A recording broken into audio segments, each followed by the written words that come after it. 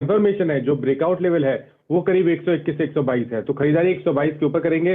अगर already long position है तो बने रहिए 110 के स्टॉप लॉस के साथ। हाँ चलिए, तो बने रहिएगा, अदरवाइज कुछ कंफर्मेशन सिग्नल्स अवेटेड हैं, तो ये इस समय तो एक बाय नहीं बनता। ये रिजल्ट रिएक्शन है, इसको छोड़ दीजिए यहीं पे।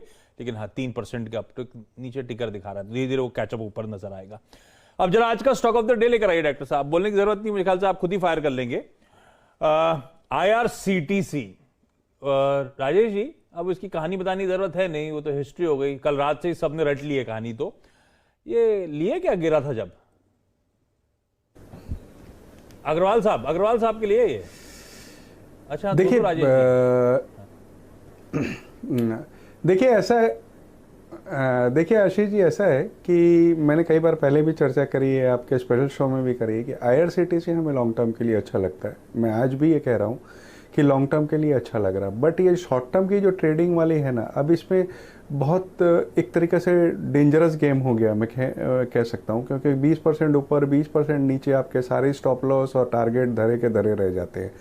तो यही सलाह रहेगी कि जिनके एकदम शॉर्ट टर्म का नज़रिया हो, जो ये सोच रहे हो कि मैं नीचे में पकड़ लूँगा ऊपर में बेच दूंगा, वो कृपा दूर रहें इस स्टॉक से, क्योंकि इस वक्त ये बहुत वॉलेटाइल हो रखा है और जब तक स्टेबल नहीं होता है मेरे हिसाब से यहाँ नहीं करना चाहिए शॉर्ट टर्म वालों को।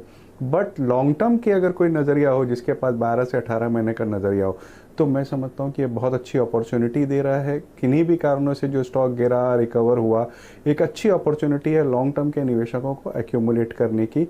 और मुझे आश्चर्य नहीं होगा कि अगर 1.5 साल में ये अपनी जो हाइज अभी बना के आया है वहाँ तक चला भी जाए तो।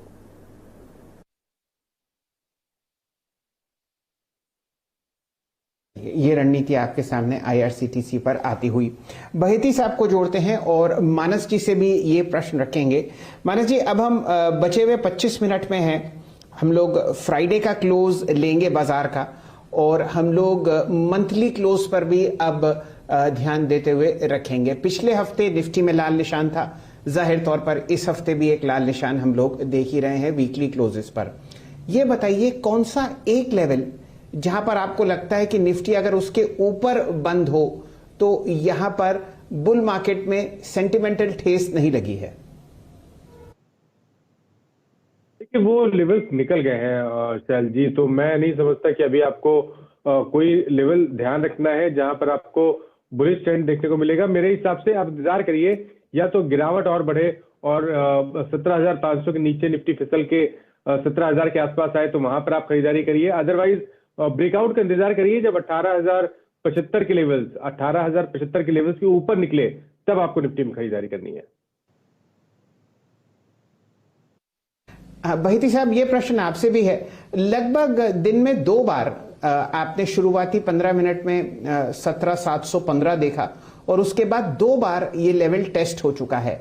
क्या यहां पर कुछ उम्मीद आपको बनती है कि गिरावट खत्म होती हुई दिखेगी, या ये सिर्फ मिथ्या है? शेल सर, जिस हिसाब से इंट्राडे लेवल पे सारे ब्रेकआउट्स जो है अपसाइड के वो फेल हो रहे हैं, तो this is a matter of concern. And इसके साथ साथ जो निफ्टी के बिगेस्ट कंट्रीब्यूटर्स है Nifty IT and Nifty bank, उसमें काफ़ी कंटिन्यूस वीकनेस दिख रही है। जबकि निफ्टी आईटी हमें लगता है कि यहाँ पे एक थोड़ा सा पॉज लेना चाहिए, लेकिन अभी भी कंटिन्यूसली इन्फी और बड़े जो काउंटर्स है उसमें कंटिन्यूस सेलिंग दिख रही है। तो जब तक निफ्टी आईटी का ट्रेंड नहीं चेंज होता तब तक मेरे को नहीं लगता कि यहाँ से निफ्टी में बहुत बड़ा एक मेजर अपस्विंग देखने मिल सकता है।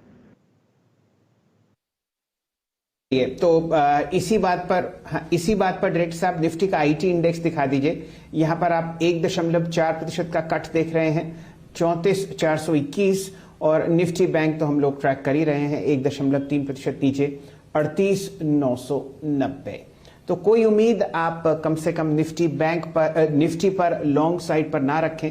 देखते हैं वीकडे का आज क्लोज कैसा होता है। ध्यान दीजिए, यही क्लोज वीक का भी होगा और यही क्लोज अक्टूबर के मंथली कैश का भी यही होता हुआ दिखेगा। चलिए अब चर्चा को आगे बढ़ाते हैं, 3:08 और शुरू करते हैं सिलसिला यहां पर मोमेंटम ट्रेड्स का।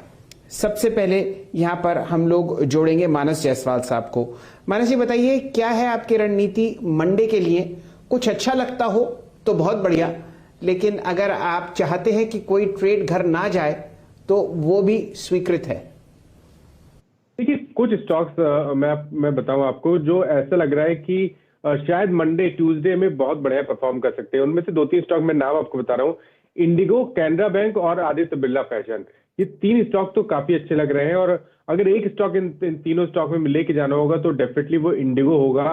करंट लेवल्स पे 2171 के भाव चल रहे हैं। अभी आप खरीदारी करिए, 2075 के नीचे स्टॉप लॉस रखिए और 2350 के टारगेट सेट करके चलिए। मैं उम्मीद करूंगा कि आने वाले 2 दिनों में 2 ट्रेडिंग सेशंस में इंडिगो वो लेवल दिखाएगा। अरे गजब की तेजी इंडिगो। एक्चुअली मैं आज बात करने भी वाला था, इसके साथ और भी कुछ स्टॉक्स पे बातचीत करनी है, लेकिन पहले वो मोमेंटम प्लेज ले लिए जाएं, बीटीएस, टीएसटीबीटी, आइडिया सबके ले लिए